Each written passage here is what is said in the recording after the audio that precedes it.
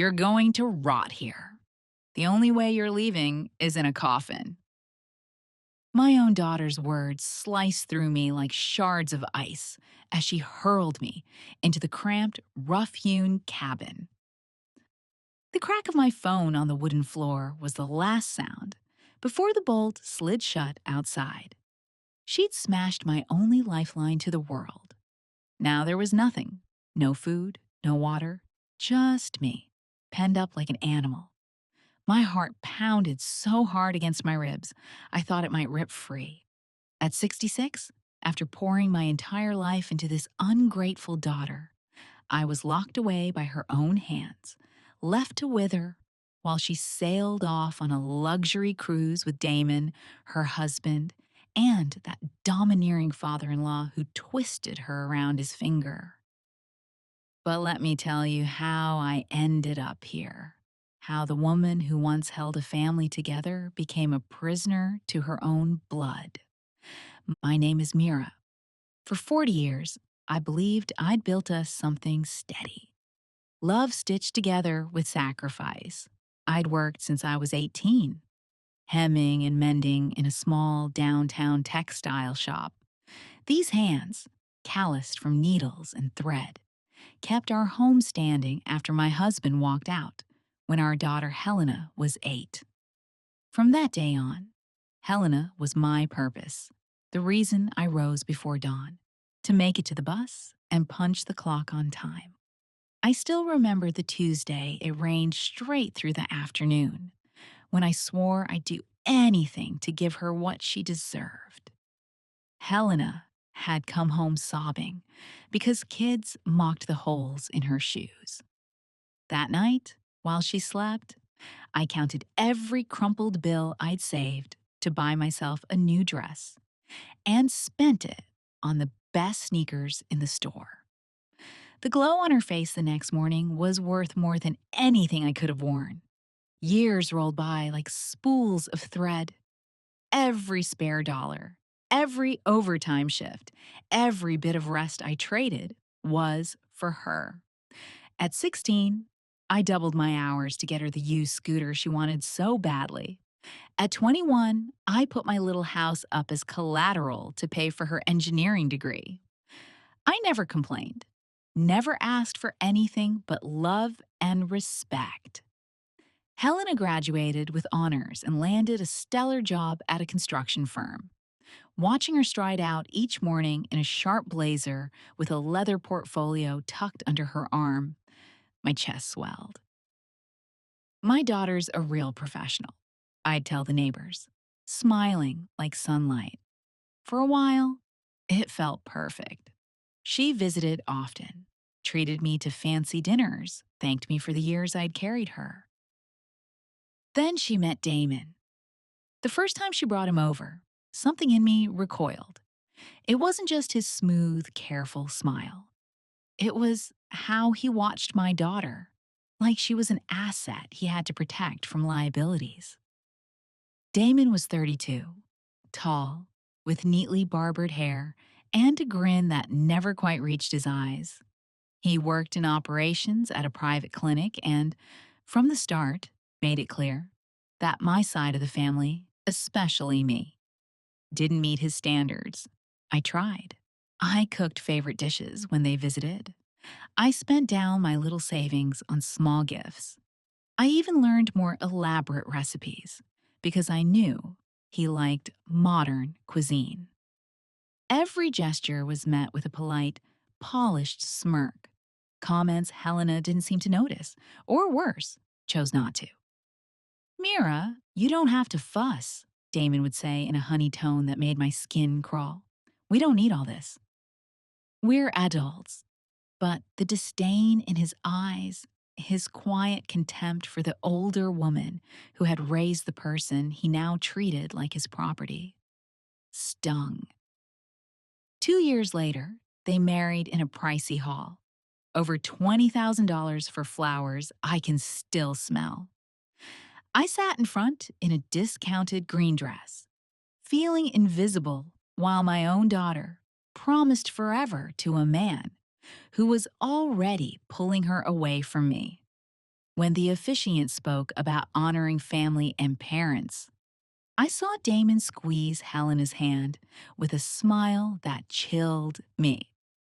That night, as I cleared plates from a small dinner I hosted for our closest relatives, I heard Damon and his father whispering outside by the lemon tree.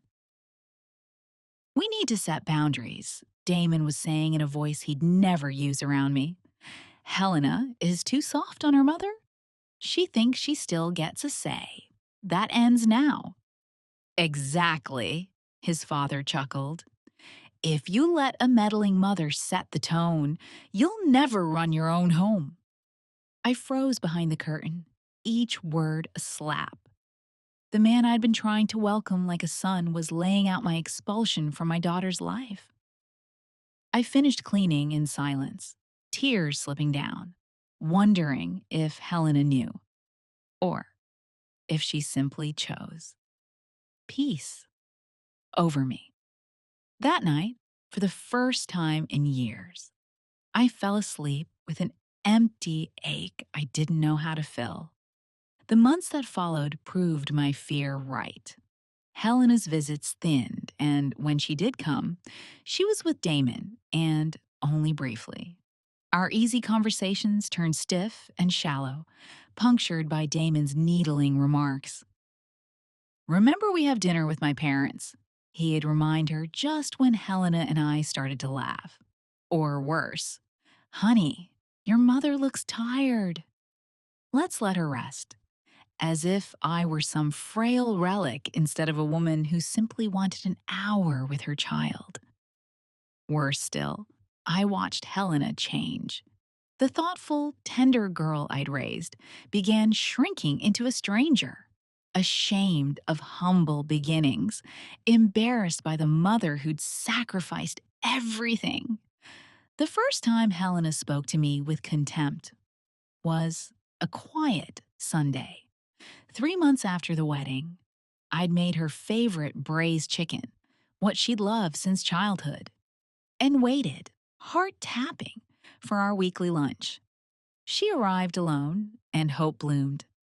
I thought maybe we'd talk like we used to, but her hug was thin air, her kiss a brush of ice. She sat like a guest, doing her duty. "Mama, we should talk," she said, as I spooned steaming stew onto our old red flowered plates. "Damon and I think we need more space." The word hit like a pail of winter water. "Space? What does that mean, my daughter?" I asked, voice wobbling. "It means my frequent visits. They're affecting our marriage," she said, staring at her spoon as if it were critical work. "Damon says we need more couple time." "You come once a week," I whispered. "How does that destroy anything?" I just, I want time with you. You're all I have." "Exactly," she snapped, clattering the spoon so hard the salt shaker jumped. "I'm all you have. Do you know how suffocating that feels?" "I'm 30, Mama. I can't be responsible for your happiness." Daggers. The daughter I'd bled for, who I'd chosen over my own second chances, had recast me as a weight around her neck. "I never asked you to carry my joy," I said, throat tight. "I asked you to love me as I've loved you." Is that too much? "Love shouldn't be a prison," she replied, Damon's words wearing her voice. "I have a new family, new priorities. I can't live to please you." She left that afternoon with her plate barely touched. I stayed in my little kitchen, watching the meal go cold, feeling something inside me splinter. Weeks passed in a slow grind. The sacred Sunday lunch became a visit every 2 or 3 weeks, always with Damon, always in a hurry. He steered every chat, crowing about their plans, their trips, their new, better circles. "We're looking at a larger house," he bragged once, sipping coffee I'd saved for, and brewed just for him. outside the city, more secure, a better class of neighbors. The way he said, better class, while staring straight at me, told me exactly where I didn't belong. What about this house? I asked later, touching the table nicked by Helena's crayons when she was 5. The place where I raised my girl? Well, it's yours, Helena said lightly. Do whatever you want. We won't need it. As if this home, our home, were an inconvenience, a reminder she needed to erase to fit the world Damon promised. Then came Damon's promotion and a celebratory dinner at their new, spotless showpiece. I wasn't invited. I found out by accident, calling Helena to ask if she could come with me to hear some medical results I was worried about. I can't, Mama, she said in a flat tone I hardly knew. Damon's hosting important colleagues. It could make his career. You can't stop by before? Just an hour, I asked, embarrassment burning. I'm scared. Ask a friend, she answered, impatience leaking out. I've got to help Damon set up. What friends? I whispered, hanging up and staring at Helena's photos on my wall. 5 years old in her first little uniform. 12, gleaming with a math medal I paid extra tutoring for. 18, a cap on her curls, eyes bright with tomorrow. I squeezed my hands until the tremor stopped, then went to the doctor alone. The results were benign, thank God. But sitting in that waiting room, surrounded by women flanked by sons or husbands, made me feel hollow. When I called to share good news, all I got was, "That's good, Mama," before she pivoted to gush about Damon's dinner triumph. That's when I knew I'd lost my daughter. Not to death, but to a slow, careful unmaking. Time thinned the visits further. Helena started showing up only when she needed something, documents stored, a dish I made well for Damon's boss, or money.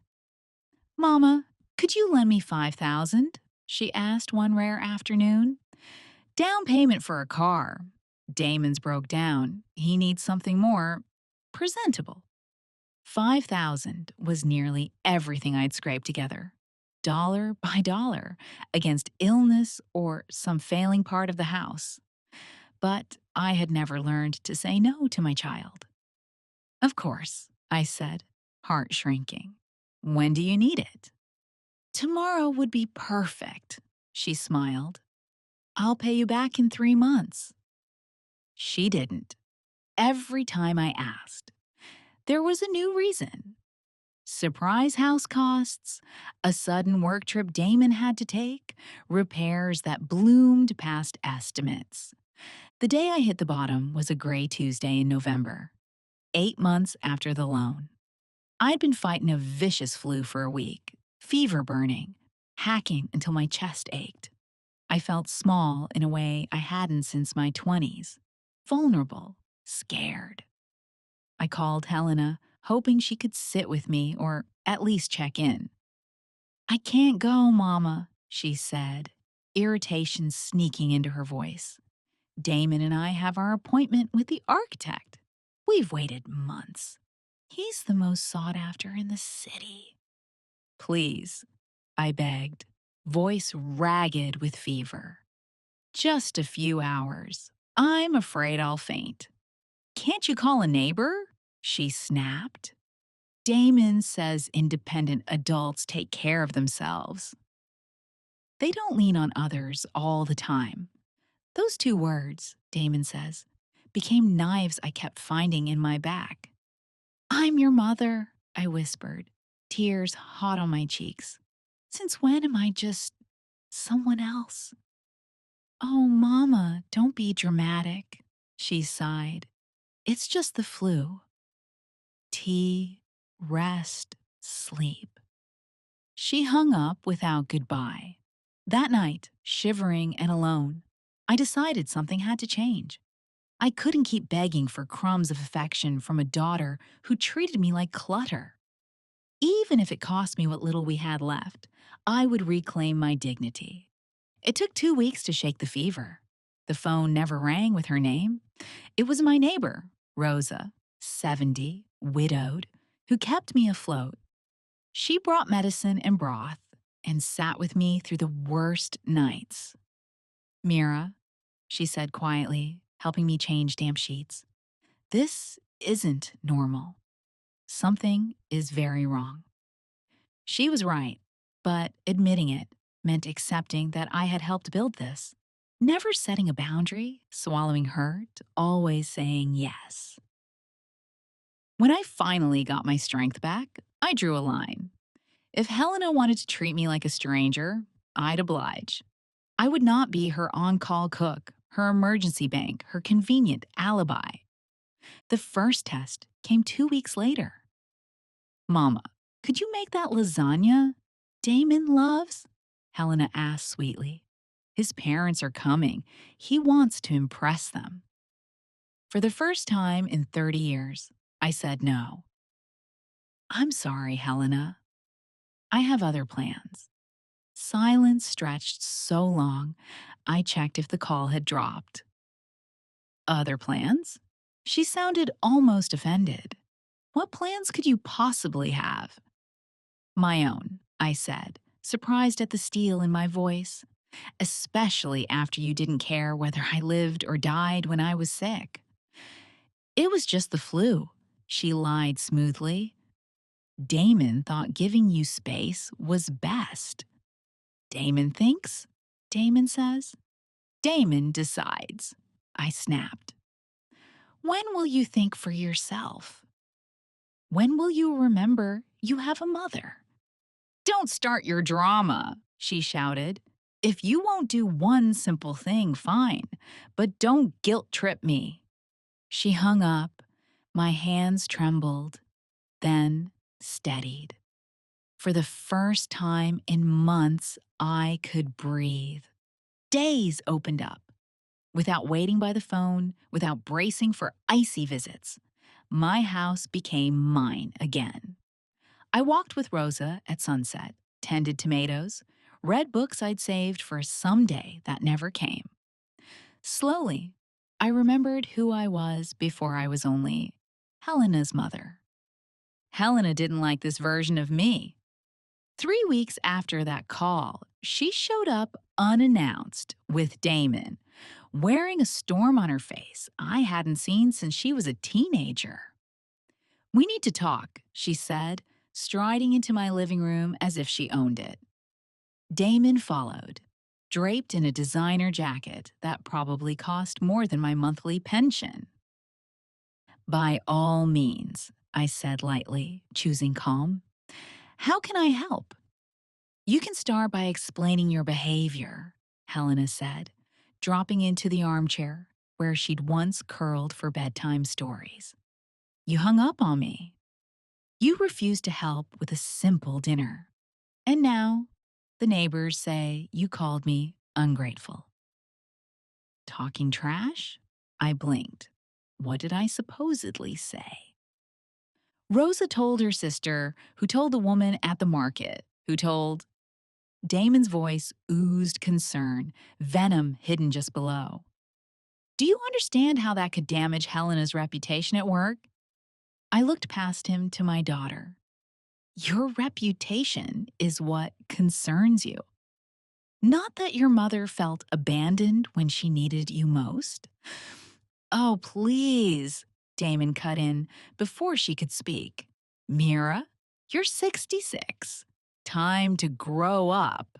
Stop acting like a teenager desperate for attention.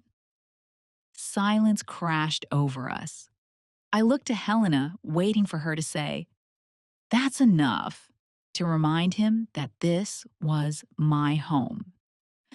She stared at her shoes. That hurt more than any insult Damon could throw. I see you have nothing to say, I told Helena quietly. feeling anger burn away months of sorrow. So you'll sit there while I'm disrespected in my own house? Mama, she said, finally looking up, annoyed, not ashamed. Damon isn't being disrespectful. He's telling the truth you need to hear. You can't act like a victim of everything. A victim? I stood, heat rising. For expecting basic respect from my own daughter? For wanting you to care if I lived or died with a 104 fever? It was just the flu, she shouted, standing too. You can't expect me to cancel my life over that. It wasn't a flu, I yelled back, tears of fury burning. It was your scared mother asking her only child to sit with her. It was the woman who worked double shifts to pay for your degree, who risked her home for your future, who gave up any chance at a new life so you could have one. No one asked you to, she said, and the words hit like a punch. Those were your choices. For a heartbeat, the room stilled. The person I'd built my world around had just told me my love was a mistake. You're right, I said, the cold in my tone surprising even me. They were my choices. Stupid ones, maybe. A mother believing love meant giving until she disappeared. Damon smiled, satisfied. Helena mistook my calm for surrender. Good, she said, emboldened. Now maybe you can start living your own life instead of trying to control mine. Oh, I will, I said, oddly serene. Starting now. I opened the drawer where I kept important papers and pulled out the will I'd written years ago. Helena named sole heir of everything I owned. You know what, daughter? I held it up. My sacrifices were my choices. I regret them. I walked to the shredder I'd bought to clear old bills. But this house, these savings, those are my choices too. Mama, wait! Helena lunged as I fed the will into the machine. Too late. The pages turned to ribbons, confetti of my freedom. What did you do? Damon shrieked, panic breaking through polish. Until now, he'd simply enjoyed the spectacle. Suddenly, he understood what had just evaporated. I did what my daughter asked, I said, smiling with something like peace. I stopped making choices based on love that isn't returned. Helena stared at the shredded strips, pale. You can't. I'm your only daughter. Exactly, I said, feeling strength unfurl. And you just told me everything I gave you was unwanted. So I'm correcting course. You're insane, Damon snapped, composure gone. You can't disinherit your child over an argument. This isn't an argument, I said calmly. It's months of contempt. This is what happens when you treat someone like trash long enough that they realize they deserve better. Mama, please. Helena reached toward me as if soothing a feral animal. You're not thinking clearly. On the contrary, I said, stepping back. For the first time in years, I'm clear. Raising an ungrateful daughter was my biggest mistake. It doesn't have to be my last. Tell her something, Damon hissed to Helena, panic now naked. The irony tasted sweet. The same man who taught my daughter to dismiss me wanted her to handle me gently now that his windfall was at risk. How interesting, I said. For months, you called me toxic, controlling, in need of learning to be alone. Now that I am, it's suddenly a problem. I never said that, Damon lied, voice shaking. Of course you did, I replied. And Helena chose to believe you. She chose to treat me like a nuisance instead of the woman who gave her life and paid for the tools you both love to use.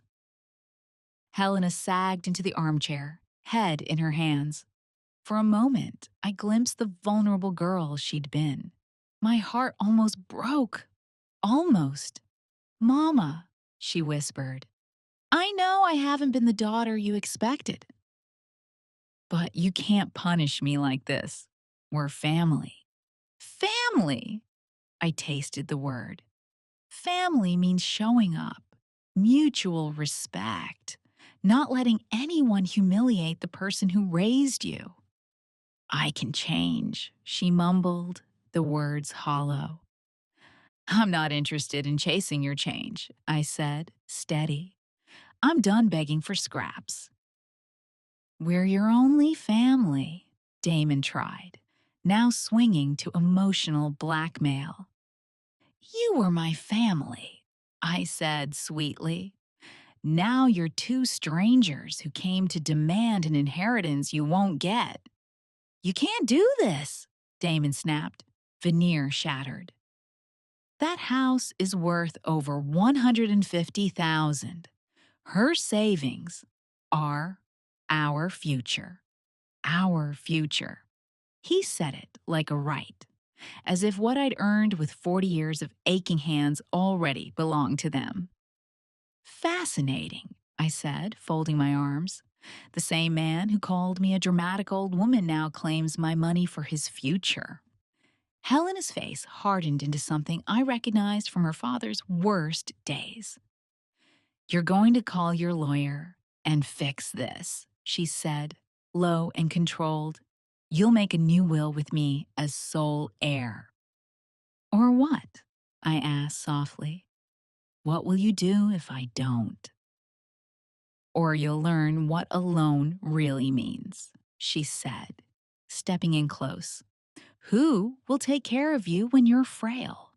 Who will keep this house when you're 80 and can't climb the stairs? The jabs didn't land like they used to. The woman who'd swallowed humiliation to keep the peace had vanished. I'd rather die in a nursing home than live as the emotional servant of a child who despises me, I said evenly. I'd rather strangers take my money than hand it to someone who treats me like garbage. She's lost it, Damon barked. Do something, Helena. I haven't lost my mind, I said, walking to the phone. I found it. And now, please, leave my house. We're not going anywhere until you fix this, Helena said, planting herself like a barricade. Then I'll call the police to explain trespassing, I replied, lifting the receiver. Don't you dare! She snarled, ripping it from my hand so violently my breath hitched. Fear flickered through me for the first time.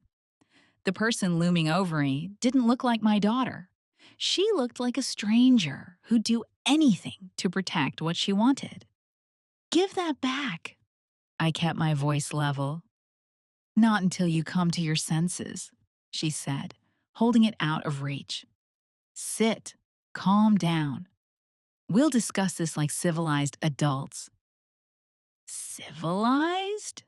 I laughed once, brittle. You, who just tore a phone out of your 66-year-old mother's hand? It's for your own good, she shouted. Words I'd heard from Damon's mouth more times than I could count. For 30 years, everything you did against me was for my own good, I said, something inside me finally snapping.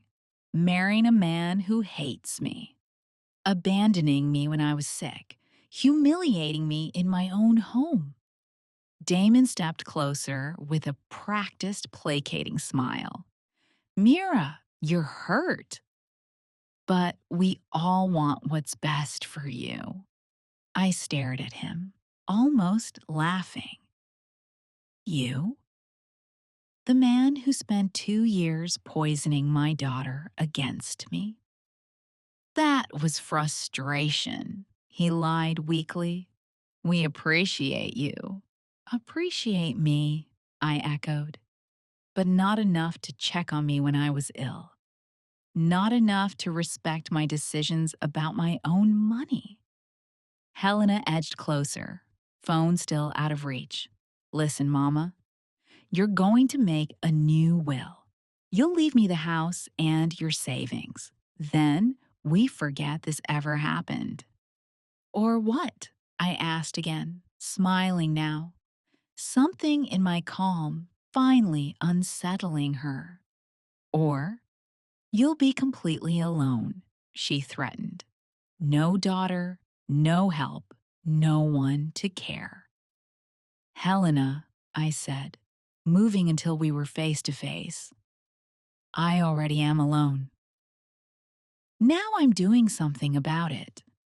I saw uncertainty flicker in her eyes. What do you mean? She whispered. I mean you're both leaving now and never coming back. I mean tomorrow I'll change the locks. I mean I'll write a new will that sends everything I have to charities that help single mothers, so no woman makes my mistake again. You can't do that, they shouted together. Greed and panic harmonized. I can, and I will, I said. If you harass me again, I'll call the police and tell them exactly what kind of people you are, how you treated an elderly woman, threatened her, and ripped her phone away when she tried to call for help. Helena stared, and for a heartbeat, I thought the child I raised might surface. Then she flung the phone at the wall. Plastic shattered, wires twanged, fragments skittered across the floor. There's your phone, she sneered. Let's see how you call anyone now. Silence spread. We stared at the wreckage. An ugly little sculpture of our family as it truly was. You just crossed a line you won't return from, I heard myself say, calm and distant. Is that so? She squared her shoulders. And what will you do about it, Mama? What neither of them knew was that they just made a very serious mistake. I crouched, picked up a chunk of plastic, and felt something shift inside me. Not fear, not rage, something steadier. You're right, I murmured. I don't have a phone. No one to help. I'm at your mercy. Helena's mouth curled. Finally! Oh, I understand perfectly, I said, letting the shard fall. My own daughter just destroyed my way to reach the outside world. She's threatening me in my home. Her husband is savoring my humiliation. Damon stepped closer, triumphant. Now, be reasonable. The smart move is a new will. You're right. I nodded. That's exactly what I'm going to do. They traded satisfied looks, thinking my will had broken. But what snapped wasn't my resolve. It was the last thread tying me to them by habit. Good, Damon said, shoulders loosening. We'll go to the lawyer in the morning. Tomorrow, I agreed softly. And in the meantime, he added, voice syrup and poison. You should reflect on your behavior. A little humility would do you good. Humility, I repeated, nodding. Absolutely. They left smug and unhurried. When their car finally faded, I went to my bedroom and slid a cheap cell phone from under my mattress. The one I'd bought 3 months earlier after realizing I needed a line Helena didn't know existed. I called Rosa. It's Mira. Can you come? I need your help. 20 minutes later, she stood in my living room, staring at the smashed phone. This is serious, she said. We should call the police. Not yet, I said. pouring tea with hands that didn't shake. I'm going to handle it my way. What are you planning? Her sharp eyes searched my face. They think they broke me, I said, a strange smile rising. They think I'll trot to a lawyer tomorrow and sign it all away. And I will. Just not the way they expect. Rosa tried to talk me down. Too risky, too bold. But when she heard everything, when she saw the wreckage, she nodded. Are you sure? I've never been more sure, I said. For 30 years, I let fear of losing my daughter keep me silent. That love died a while ago. What's left is convenience and greed. What do you need? She asked. A witness, I said. I need you to hear how they speak to me. To see it with your own eyes.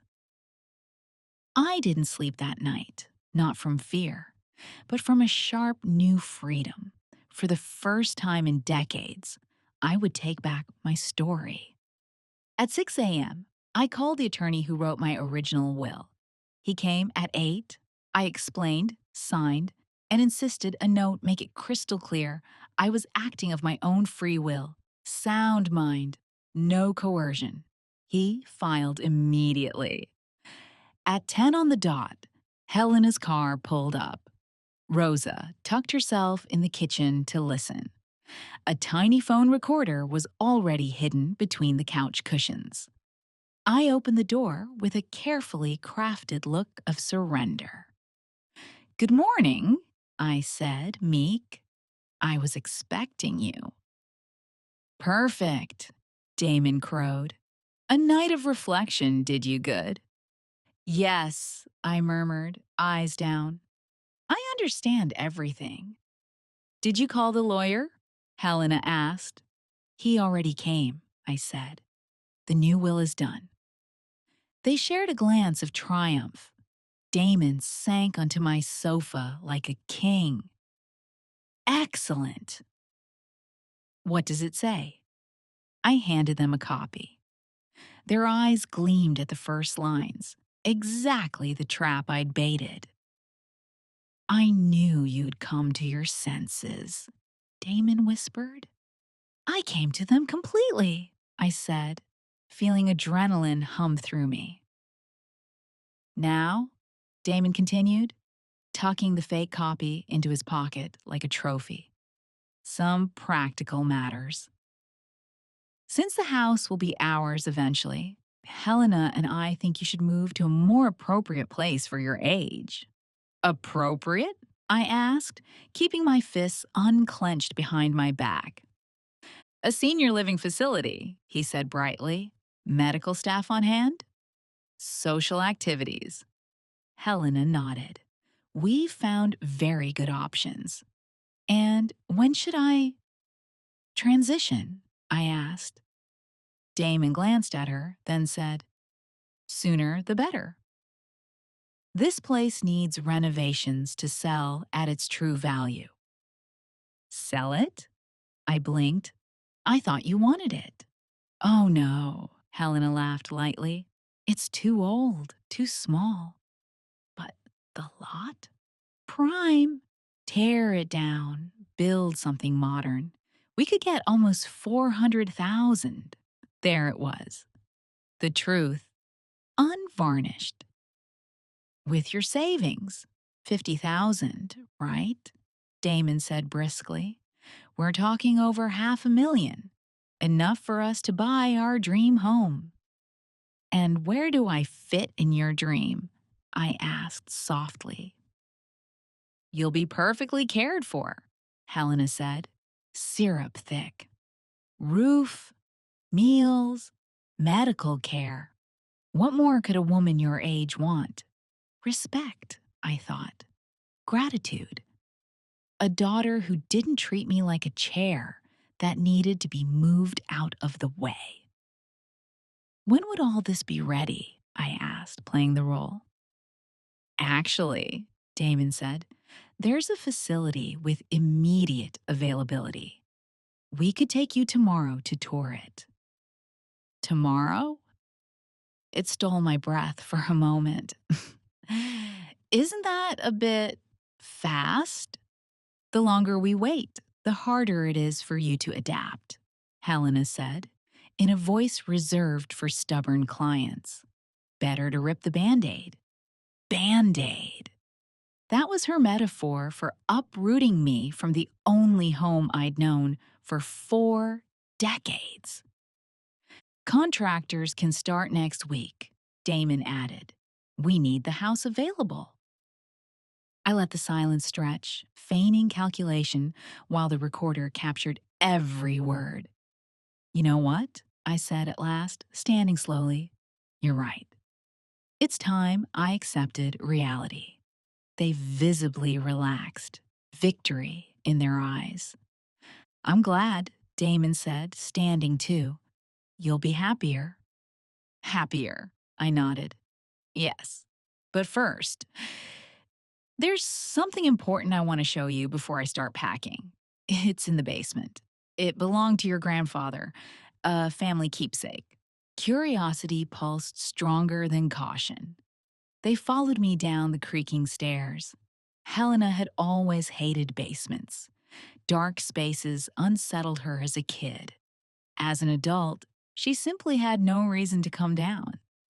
She didn't know I'd made it my sanctuary. Part memory, part evidence.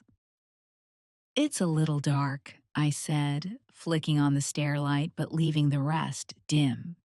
Mind your step. On the concrete floor, I turned the main switch. Light washed the room, and the walls covered with photographs, bank copies, transcribed calls, screen grab texts, not family keepsakes. Evidence. What is all this? Helena asked, voice small. My archive, I said, oddly calm. Everything you've done, everything you've said, everything you planned. Helena drifted toward a cluster of documents, color draining from her face. Mama, why? Because I knew someday I'd need proof of who you are, I said.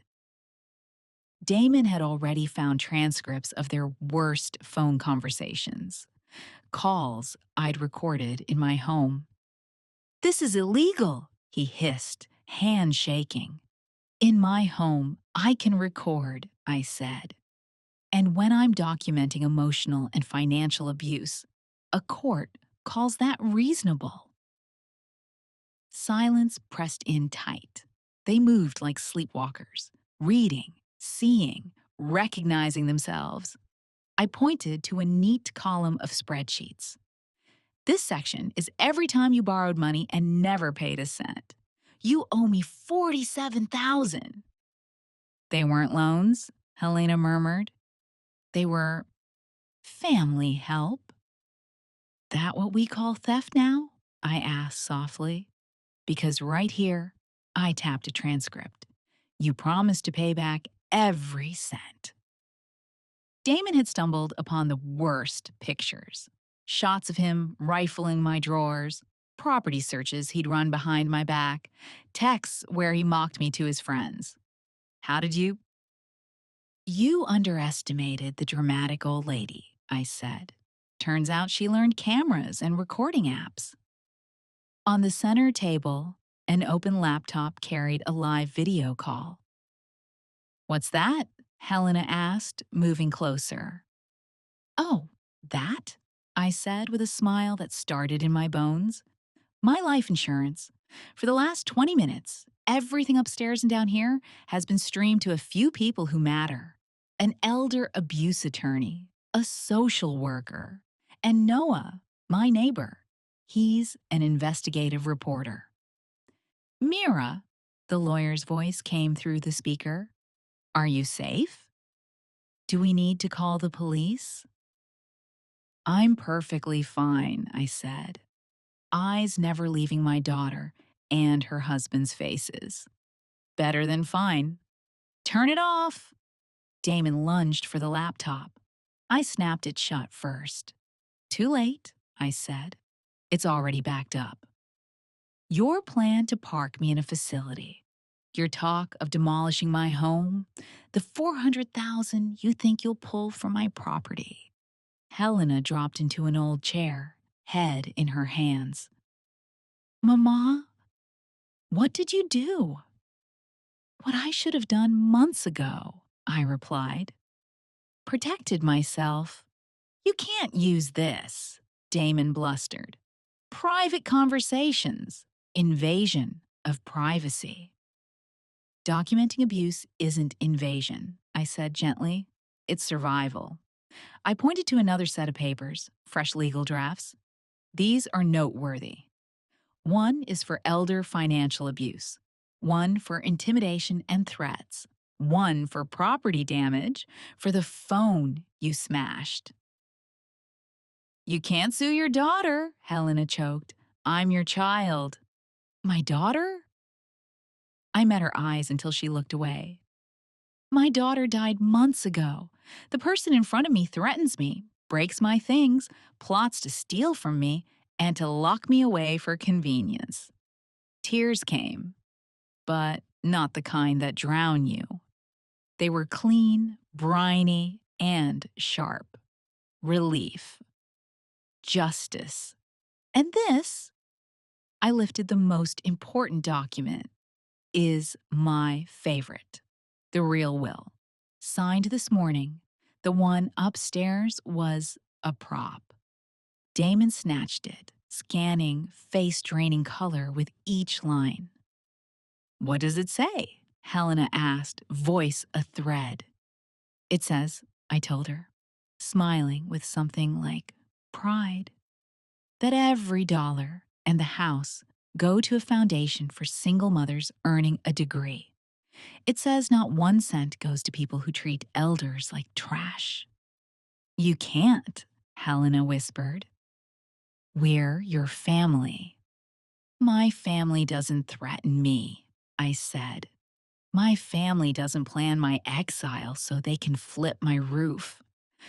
Mama, please, she begged. And for the first time in months, I saw a flicker of the girl I'd once known. I didn't realize it felt like this. You didn't know? I held her gaze. When you hung up on my fever? When you let Damon insult me here? When you threatened to leave me entirely if I didn't obey? I was frustrated, she stammered. I didn't mean. You meant it, I said, kind but unyielding.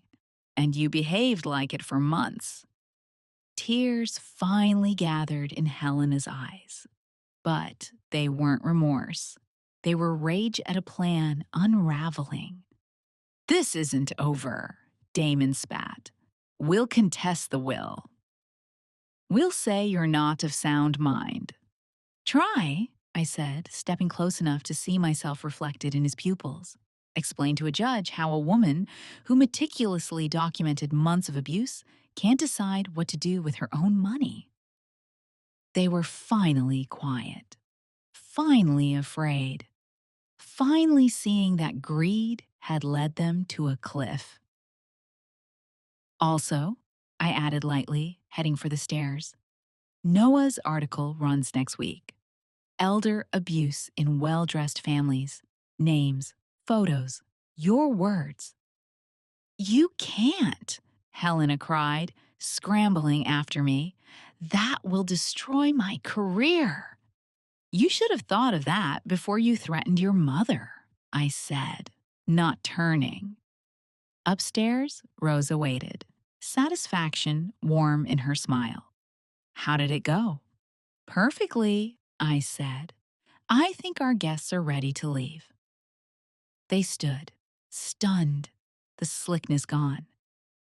Mama, Helena said, in a voice I hadn't heard since she was little. There has to be a way to fix this. We're family. We can find a solution. The solution was simple, I said gently. Treat me like a person. You had months. You threw it away. Damon paced, muttering about lawyers, about appeals, clinging to the fantasy of control.